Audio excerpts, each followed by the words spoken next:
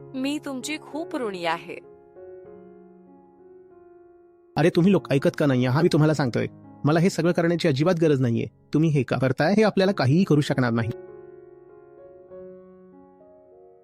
आचार्यजी, एका वर्षापूर्वी मी पूर्णपणे वेगळी होते आणि मी आधी कशी होते हे मला स्वतःलाही ओळखता येत नाहीये. हे सगळं फक्त तुमच्यामुळे शक्य झालंय, कारण आता मला गीता कम्युनिटीशी जोडून 1 वर्ष झालं आहे आणि मी खरंच तुमची खूप आभारी आहे. तुमच्या या गोष्टी ऐकून मला खरंच खूप ऊर्जा मिळते आणि तुमचे मनापासून आभार. मी जर तुमच्या काही कामी येऊ शकत असेल तर हे माझं सौभाग्य आहे. या पूर्ण वर्षात मी सगळीकडे येण्याचा प्रयत्न केला आहे.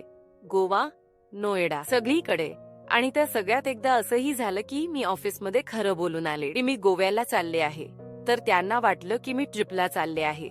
मग ते माझ्या विरुद्ध कारवाई करत आहेत. तर मला हे विचारायचं होतं की जर आपण एखाद्या चांगल्या कामासाठी काही करतोय आणि त्यासाठी खोटे बोललो तर ते योग्य आहे का? माझ्या विरुद्ध तर रोज रोज ऍक्शन घेतात. मग काय झालं? घेऊ द्या त्यांना.